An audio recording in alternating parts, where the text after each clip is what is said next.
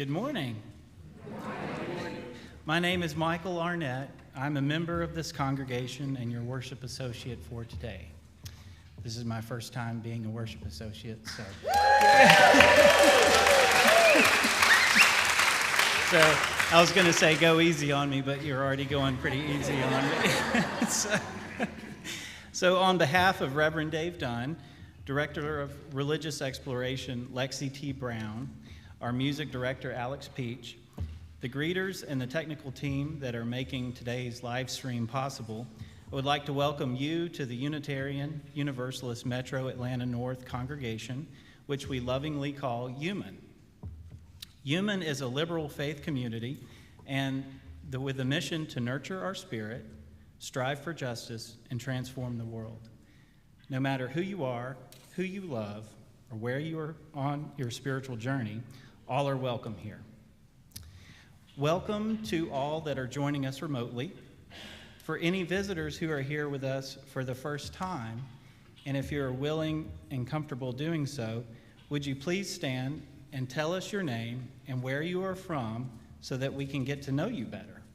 Are there any visitors over here on my left? Okay. No? Any visitors over here on my right? Okay.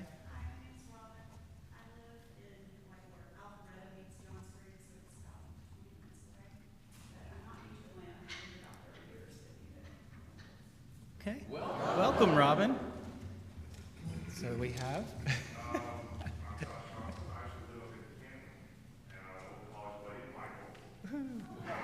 War Eagle.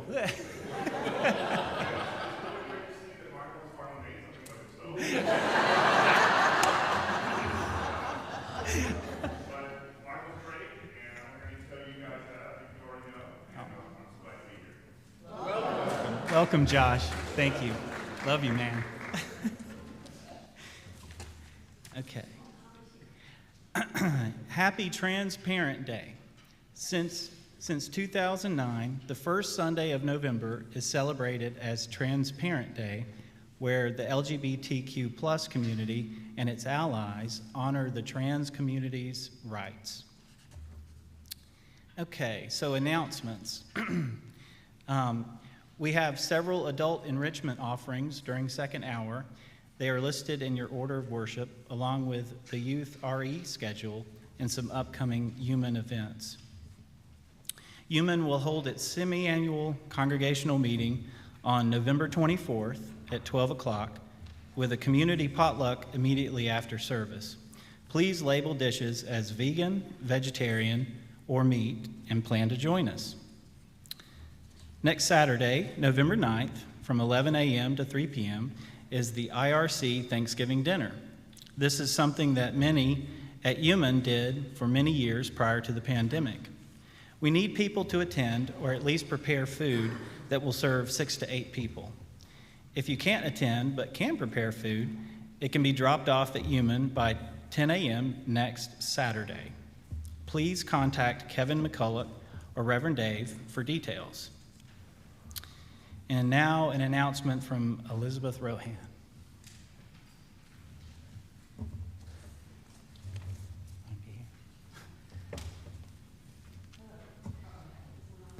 Ooh, I guess it is.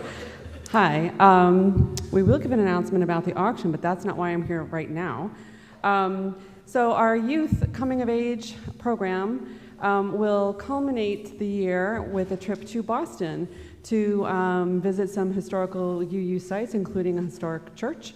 So it's going to be super exciting. The kids are really excited. So are the mentors, and the rest of the senior youth are also joining on this trip. So I just want to let you all know that so we need to fundraise to get ourselves there, and we will be having a spectacular spaghetti dinner on November 23rd. We're going to have 2 seatings, one at 5:30 and one at 7, so we can accommodate all needs. Look for an announcement in the newsletter, and I think we are going to be posting some things all around campus. But put that on your calendar. We would love to see you there. And Harvest Moon. So now we have an announcement from the Harvest Moon team.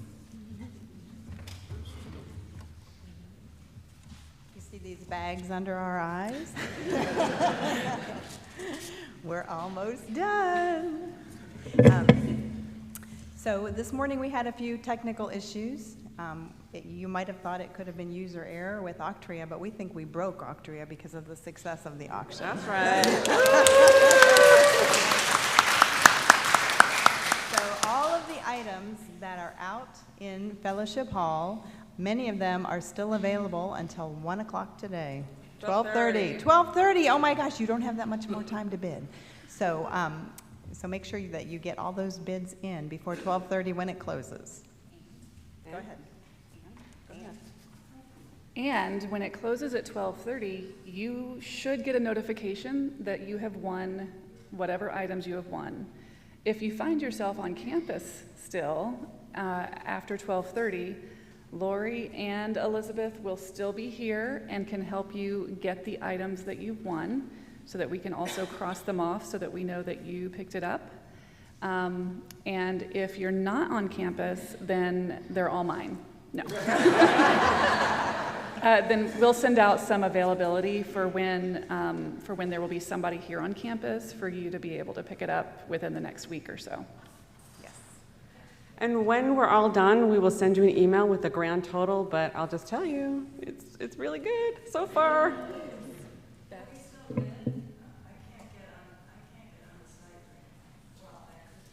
Yeah.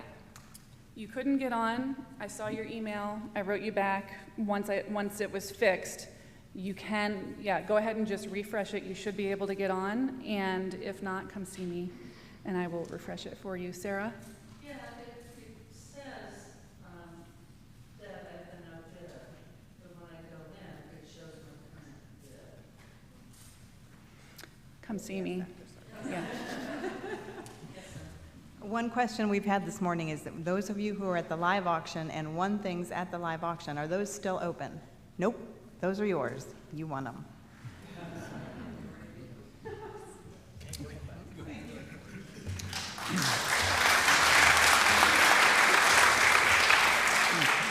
And now let us greet one another in the hand or elbow of friendship.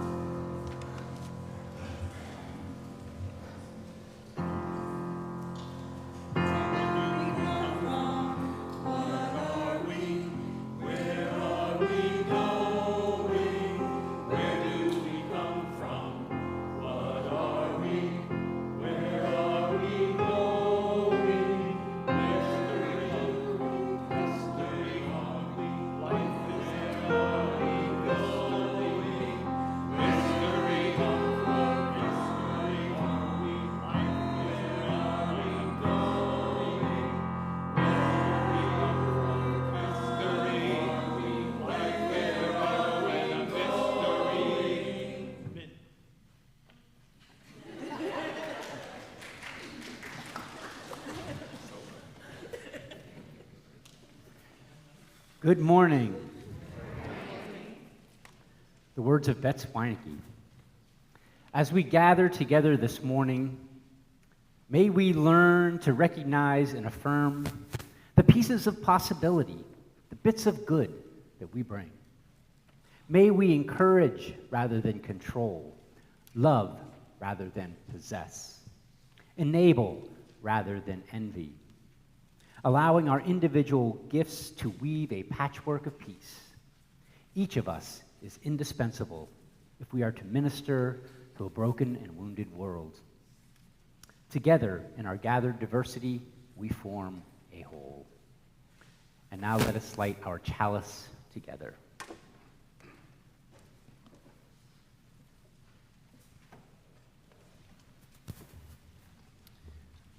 Determined Seed by Laura Wallace.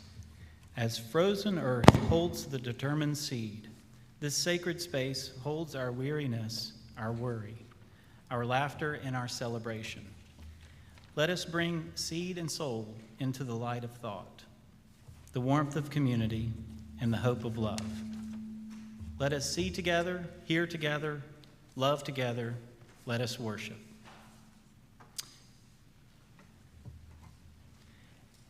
And now, if you are able, would you please stand and sing our opening hymn number, 159, This Is My Song.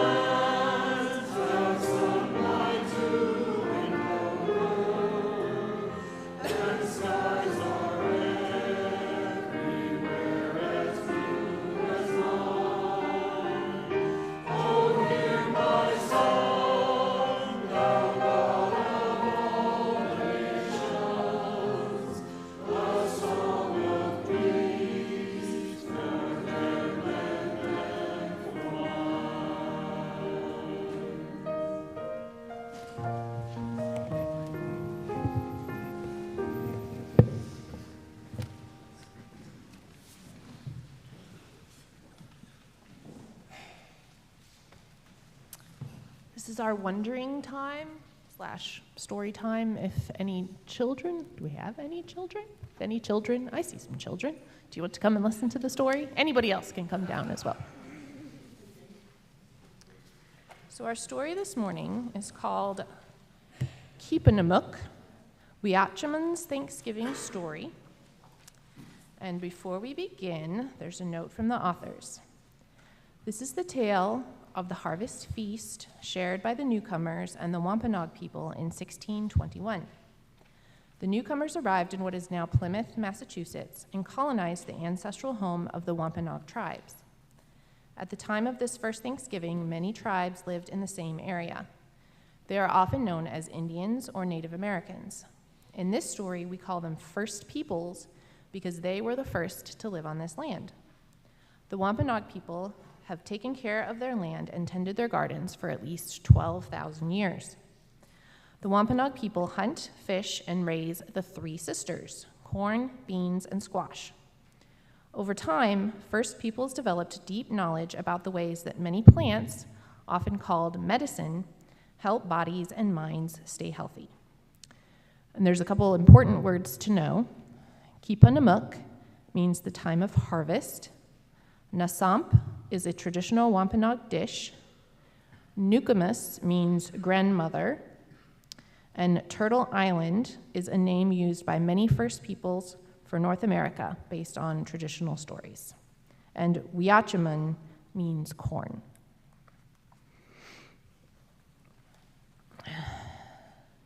I love your garden this time of year, said Maple. Me too. What shall we pick for lunch? Nukumus asked. How about crab apples? Maple suggested. No, chokecherries, Quill shouted. Those are both good medicine, Nukumus said. How about some Wiachaman as well? Yes, Maple replied. She is such a good big sister to beans and squash. The three sisters, they grow together, Quill added. You're right. They feed the people all over Turtle Island, Nukumus said, and they have many stories to tell. Can you tell us a story? Quill asked. How about the time Wiachaman asked our Wampanoag ancestors to help the pilgrims? Nukumus replied. The first Thanksgiving? Maple asked. Some people call it that, Nukumus said. We call it Kipunamuk, the time of harvest. Here's what really happened. One frosty fall morning a long time ago, a large boat with white sails approached the shore. Seagulls circled above the boat, squawking, "New people are coming! New people are coming!" Hearing the news, Wiachaman stretched her weary ears toward the sky. Who are these new people? She asked. 2 winters had passed since many of the first peoples who cared for Wiachaman passed on to the spirit world.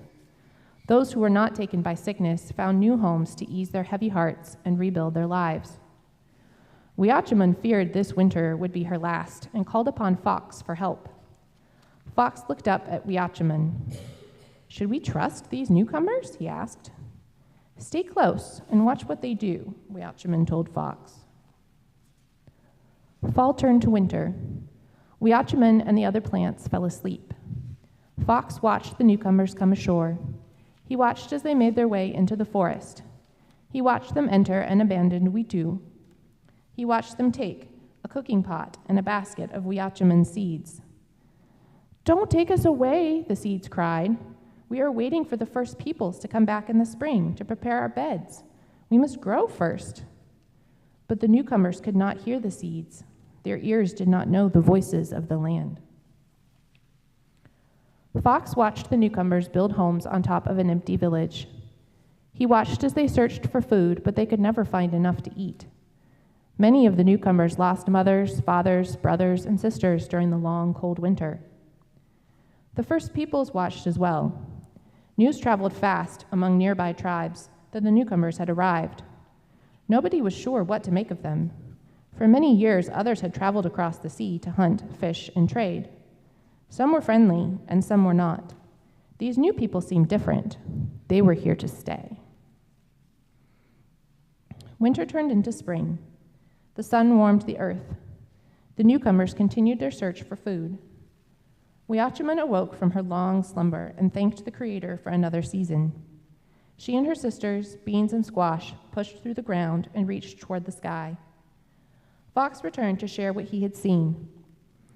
The newcomers are hungry, Fox told the 3 sisters. They took Wiachaman seeds, but they don't know how to help them grow. Other animals came to hear what Fox had to say. We should help, Wiachaman said.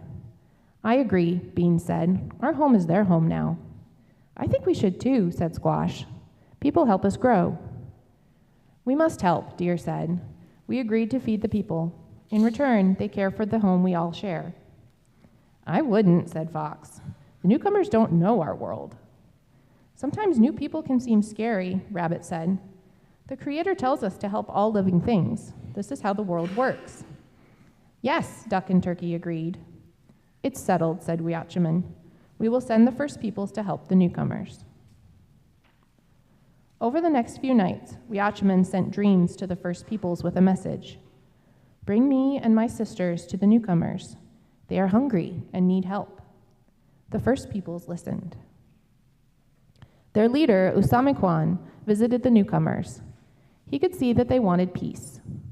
Usamikwan introduced the newcomers to Tisquantum. Spring turned into summer.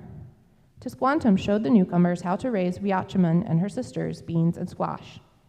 He taught the newcomers how to feed fish and seaweed to Weachaman to help her grow. Soon Weachaman's seeds pushed through the earth and climbed toward the sky. Beans wrapped around Weachaman's strong stalks. Squash stretched her vines across the ground, keeping Weachaman's bed cool and moist. Summer turned to fall. Weachaman brimmed with food. So did beans and squash. Weachaman smiled as the newcomers thanked Tisquantum and the First Peoples for their help. Kipunamuk, the time of harvest, had come. The newcomers prepared a feast to celebrate the first year in their new home. They fired muskets in celebration. Boom, boom, boom. Usamikwan, warriors, and other First Peoples arrived. They feasted for 3 days. That meal changed both our lives and theirs forever. Many Americans call it a day of Thanksgiving. Many of our people call it a day of mourning. "That's different from what we learn in school," said Maple. "It was Weachaman and the other beings of the land, sea, and sky who made the newcomers' first harvest possible?" "That's right," Newcomus said. "This is why we pray before we eat." "Well, what did the newcomers and our ancestors eat, Newcomus?" Quill asked. "Many things. Succotash, duck, turkey, rabbit, deer, lobster, fish, pumpkins, cranberries, boiled bread, and assam," Newcomus said. "All this talk about food is making me hungry," Maple said. "Let's go make some lunch then," Newcomus laughed. "And we'll enjoy every bite," said Quill. That's the end.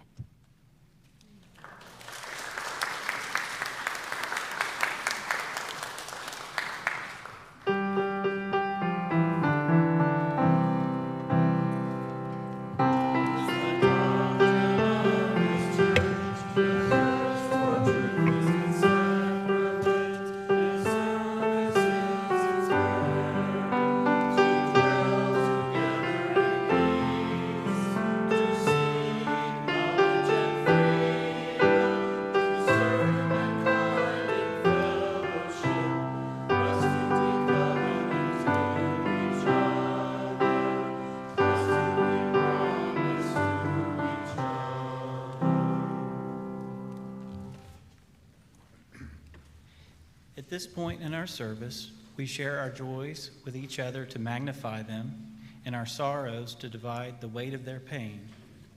If you are so moved, please feel free to come forward, drop a pebble in the bowl, and express a joy or sorrow that you may have. For those of you attending our live stream, if you have a joy or sorrow that you would like to share this morning, please type it in the chat.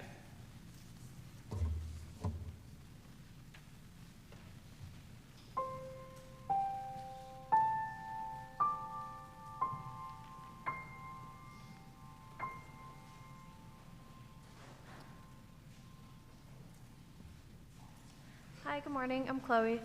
I have a sorrow this morning. A family friend of mine, Winston, he's been fighting cancer, and he fell down the stairs this morning, so he had to go back to the hospital. So we're just keeping him in our thoughts, and I'd appreciate it if you just keep him in your thoughts and prayers, and hopefully he'll be okay. Thank you.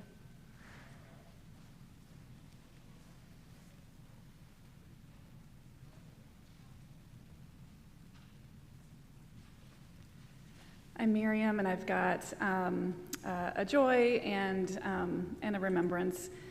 So the 29th was John's birthday, my husband, and so we celebrated that, which was really happy. And the 29th was also the 10th anniversary of my dad's passing, and I still think of him every day. My mother-in-law mentioned to me last night after the auction that when I stand up and do silly things, that it reminds me of my dad. So I like that I have that part of him.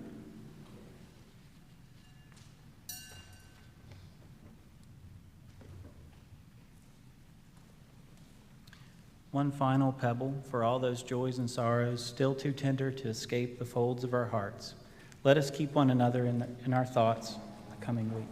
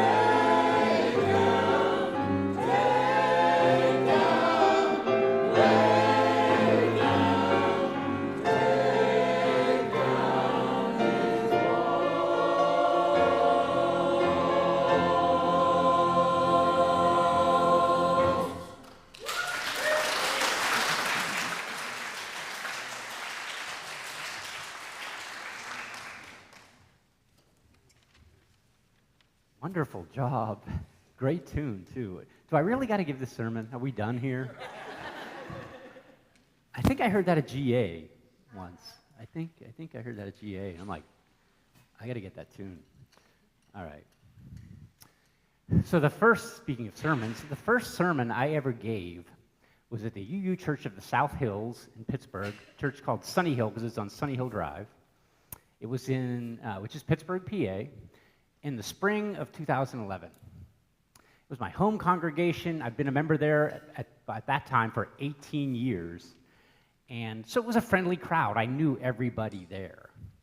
And I had just completed my first semester of seminary on my way. My plan was to become a UU minister. The night before that sermon, I slept 0 hours, 0 minutes, not kidding. And you might be laughing about it, but I was terrified. I spent the entire night, I couldn't even lie in bed. I spent the entire night sitting in my living room on a chair, just praying that Sunday morning would not come. I mean, I had spoken publicly before, but never in the context. It's like, now this is going to be like what I'm going to do in my life or my job. And I thought, like, how I was sitting there, like, how am I going to do this week after week after week? I can't take that kind of stress. I can't do it. Well, it should come as no surprise that Sunday morning did come. The sun came up. And I was very nervous, though I got through that service and the sermon, and actually it went quite well. And an irregular member of the congregation, somebody who didn't come very often, sent me an email and said that if every service was that good, I would come every week. So it felt like a weight had been lifted, but just for about a day. Because I knew that in 3 weeks' time, I had to give another service at another congregation that wasn't my home congregation. And over those coming weeks, the same fear and the stress and the anxiety was mounting as those weeks went by. During my 6 years that it took me to get through seminary, in addition to leading many services at my home congregation, I led several at the Allegheny UU Church and the First Unitarian Church of Pittsburgh. Both of those were in Pittsburgh. I did some services at the UU Fellowship of Ligonier Valley, which John is a member. He saw me there, I think. The UU Church, the Ohio Valley Unitarian Universalist Congregation in Wheeling, West Virginia. The UU Fellowship of Morgantown, West Virginia. The UU Church of Youngstown, Ohio, that goes by the name UU-Yo, which I love that. And one that has a special place in my heart is the UU Church of Smithton, Pennsylvania, which is a little town on the Youghiogheny River, about 30 miles outside of Pittsburgh. It's right across the street from a brewery, the Jones Brewery, which is owned by was owned by the parents of Shirley Jones from Oklahoma, Partridge family. She lived in Smithton, PA. She grew up there. Anyway, my first service at that church, I'm sitting up front. They didn't have a musician. They couldn't afford a musician. And I'm sitting there and just waiting for the church to start. But first, they had to ring the bell. They have a bell tower and a bell that you actually pull a rope and ring. So they did that, and I'm sitting there waiting for some more people to come in. There's about 10 people there. And then I'm waiting, and then the president of the congregation kind of shouted at me from the pews, "You can get started now." Like, nobody else is coming. So I did so many services there, and they had a potluck after every service. It was wonderful. So during these 6 years of seminary, and doing all these services everywhere, I was able to get a handle on, fear, anxiety, and nervousness about being a minister and speaking. I said get a handle on. I didn't say get over. It never goes away. There's always a little bit there in the background. I see you, my friend. Well, we have a presidential election on Tuesday, in case you didn't know. And the anxiety is reaching seismic proportions for many of us. I mean, seismic, you can almost feel it. The tension. Feel like you could cut it with a knife. And it's been building for years, right? Maybe since 2016. Maybe since the Tea Party movement after the election, which was a response of the election of our first African American president. We got to do something about that, right? The Tea Party. Or maybe it's before that with radio and TV, shock jocks, I guess I can call them, on both the right and the left. And maybe even before that. The tension has been building. Everything comes from somewhere. This anxiety, this feeling of pervading gloom, feeling that we've lost our way, that there's nowhere to turn, it can overwhelm us. Buddhist teacher Chogyam Trungpa calls living this way, living in the setting sun world, the world of impending darkness, ignorance, confusion, hopelessness. In the setting sun world, when faced with fears, many seek avoidance or distraction through entertainment. He writes,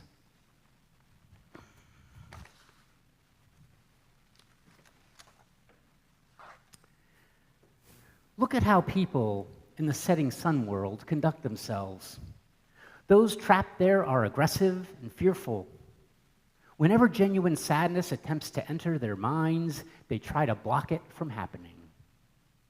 To counteract these feelings of sadness and emptiness, people seek entertainment to distract themselves. The world of entertainment is designed to help you forget who you are and where you are. The setting sun version of enjoyment is to forget your gentle sadness and instead become happy."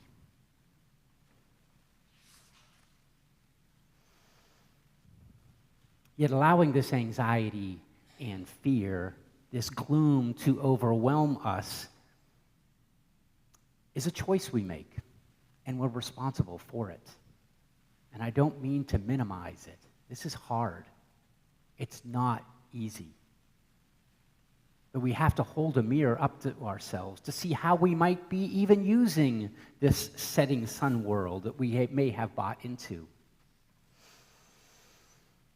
Poet and writer Christian Wyman offers us a word of caution. He writes, "Be careful. Be certain that your complaints about your anxieties are not merely a manifestation of your dependence upon them. There is nothing more difficult to outgrow than anxieties that have become useful to us, whether as explanations for a life that never quite finds its true force or direction, or anxieties that we use as a kind of reflexive secular religion that, paradoxically, unites us with others in a sense of complete isolation, shared sense of complete isolation. You feel at home in the world only by never feeling at home in the world." Christian Wyman. Having anxieties and fears that cause seismic trembles, or having anxieties that you've come to depend upon, generally stem from the same source, and that's fear. Is there an alternative to living in this fearful, sun-setting world? Yes, there is. Chogyam Trungpa, Buddhist, calls it the way of the great eastern sun, a way infused with something called Ashe. Ashe is a Tibetan word, A meaning primordial or inherent, and She meaning life strength. So Ashe means inherent life strength, inherent life force, inherent power. And Ashe is not anything that you can develop. You can't read books about it. You can't study for it. You can't take classes on it. You can't get it from sermons. It's not given. It's not sourced in anything outside of yourself. You already have it. You already have it. It's sourced in the power of your inherent goodness. It's sourced in the power of your inherent goodness. That's different than like the UU principle of worth and dignity. No, this is goodness. The things that we experience, good, bad, tragic, celebratory, those are all very real. And those experiences can be seismic. They can upend our lives. They may cause fear and anxiety such that you could cut them with a knife. Ashe, this life force, inherent life strength, powered from your inherent goodness, is that knife, that blade that you can cut through, that fear and anxiety.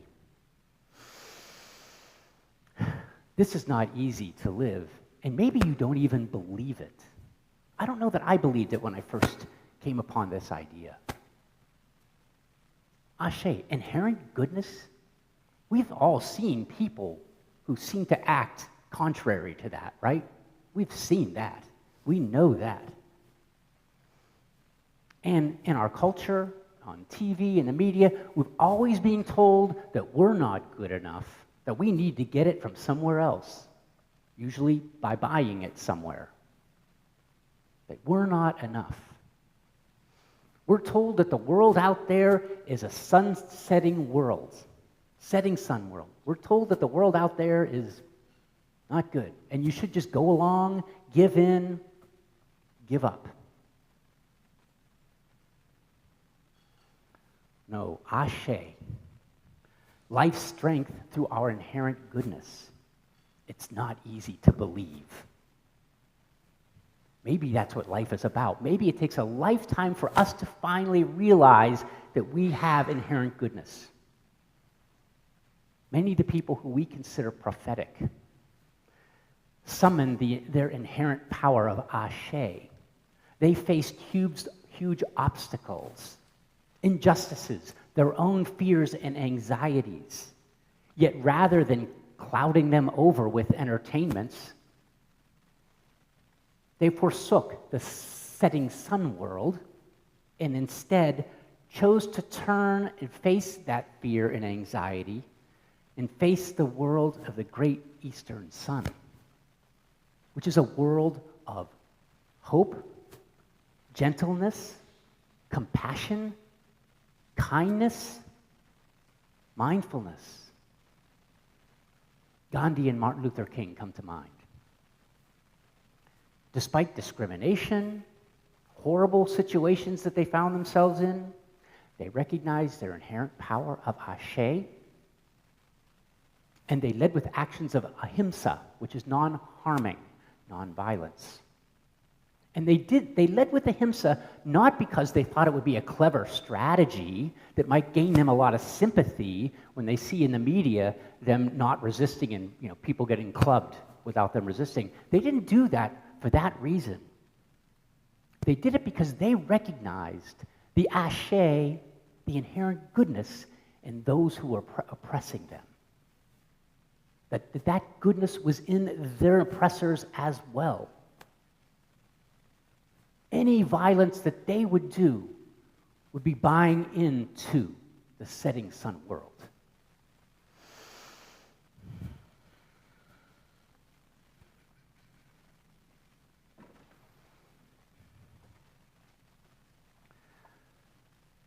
Living in the world of the great eastern sun is not easy.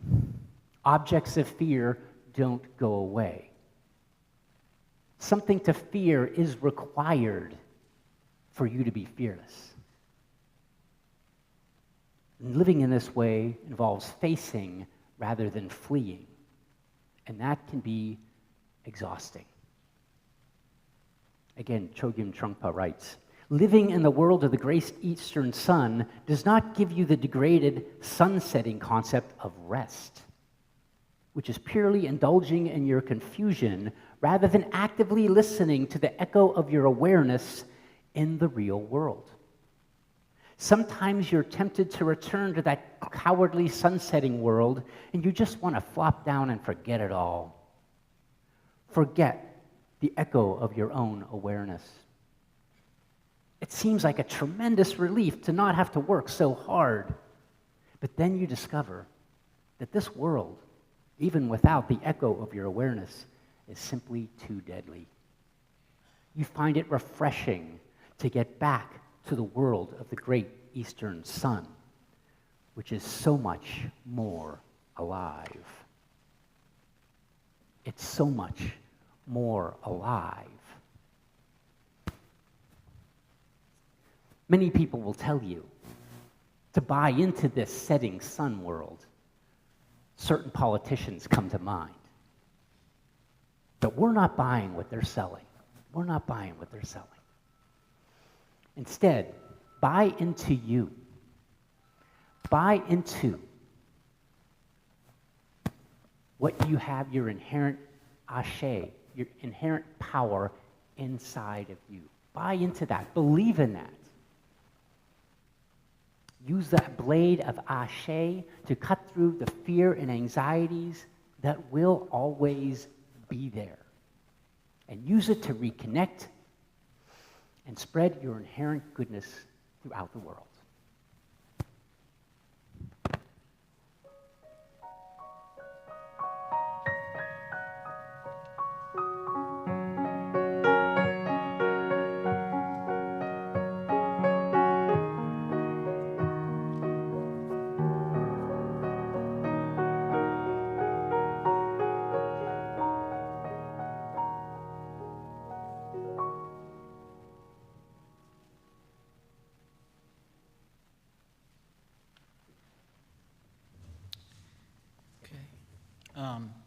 This month's 50/50 recipient is UUA Disaster Relief Fund, which disperses grants to UU congregations and recognized UU nonprofit entities affected by disasters such as Hurricane Helene, which has affected congregations and Unitarian Universalists in Georgia and North Carolina. Social Justice Chair Carla Rosati will give us some more information regarding this fund and the needs it serves.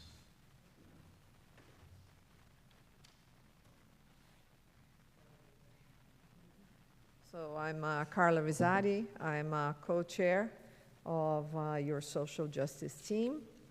I just thought I'd make a parenthesis about Ashe. Ashe in the African Brazilian tradition means spiritual power. So there you go. The interconnectedness of all cultures and spirituality. So about the UUA, for some of you that are new members, you might know or not, the UUA means Unitarian Universalist Association. Michael already explained about the Disaster Relief Fund. The UUA has a covenant with congregations and they extend grants to congregations that have experienced catastrophic events in their communities. And the social justice team decided to change the recipient of 50/50 for this month to send funds that we can collect in our congregation to the Disaster Relief Fund, especially in view of the catastrophic events from Helene hurricane in North Carolina. So we ask you to please donate so that we can send these funds to the UUA and the congregations in need. Thank you.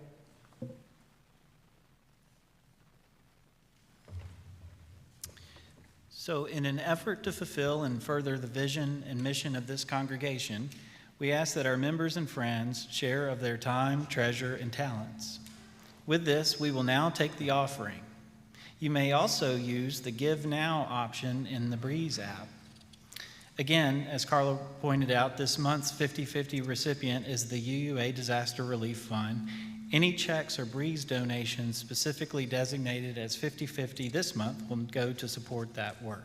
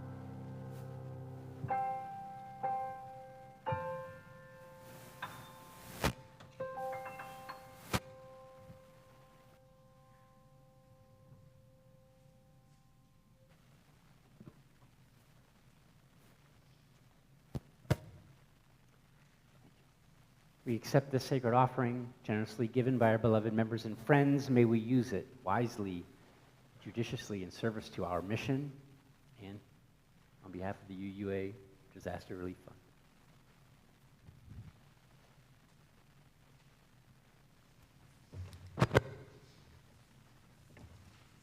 And now for a reading. This is Freedom from Fear by Rochelle Snyder. When I was 23 years old, I survived a traumatic experience that left me afraid of almost everything. For years, I got up many times each night to check the locks on the doors and windows. I refused to go anywhere by myself after dusk. I hovered over my children, keeping them in view at all times. They were not allowed to play in the yard or ride a bike or walk to a friend's house without me. But now I am tired of being afraid. Recently, I decided to walk alone in the woods for 30 minutes, hoping to make it a daily practice. I headed to the wooded trail when it was sunny, carrying a backpack containing aspirin, Band-Aids, a flashlight, enough food for 3 days, hand sanitizer, and a big knife. I walked tentatively, jumping every time an acorn dropped or a twig snapped. I ran into a web and worried that a poisonous spider had gotten in my collar or nestled in my hair. I was startled by an owl. A jogger came up behind me, and I screamed out loud. Then I began to hear what sounded like a horse, its hooves thumping fiercely. I came upon the source, a doe who had gotten her snout trapped in a wire fence and was trying to free it. When I approached, she bucked and kicked with such vigor that I worried she would hurt me, but I got close enough to touch her and spoke softly, hoping she could sense my kind intentions. "You have nothing to fear," I whispered. "I'm going to free you." Her breathing was heavy and irregular, and she did not look at me as I reached out and lifted the fence from her scratched nose. She gave one violent jerk backward, leapt over the fence, and ran away, white tail flashing. She was free. I kept walking, still in awe that the powerful creature and feeling a sense of joy I hadn't experienced in a long time. I'm pretty sure I was smiling. I was free, too. And now, if you are able, would you please stand and sing our closing hymn number, 1017, Building a New Way.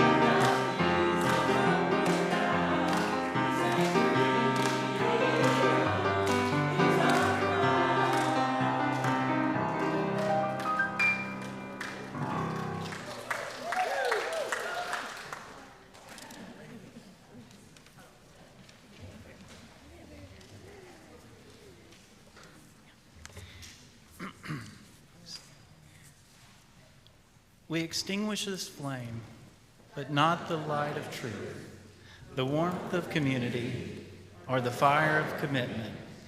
These we carry in our hearts until we are tethered again.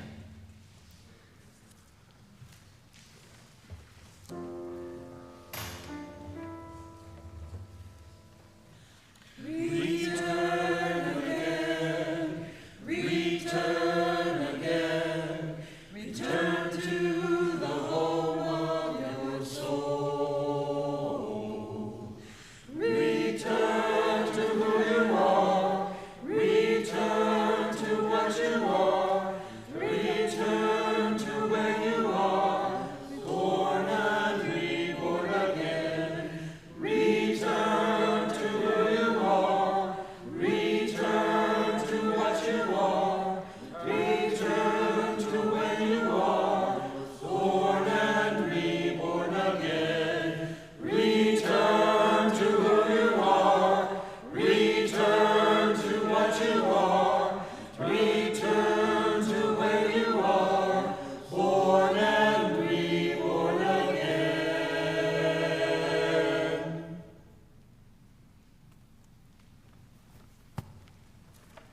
Before we close, how did Michael do? He did pretty good, huh?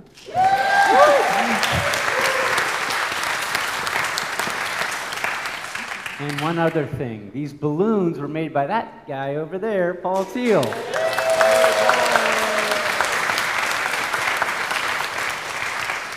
I knew the congregation wasn't complete until we had a balloon artist. Then I knew. Marcus Aurelius said, "Within is the fountain of good, and it will ever bubble up if thou wilt only dig." Go in peace and enjoy your week.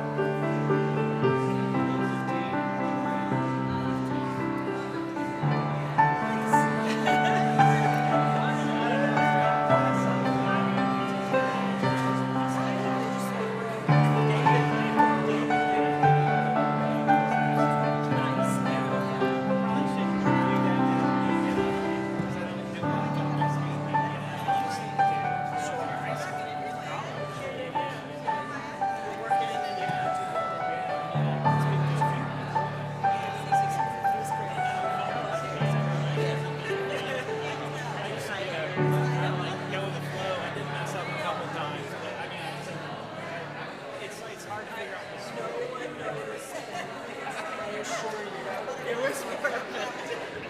If you messed up, no one knows.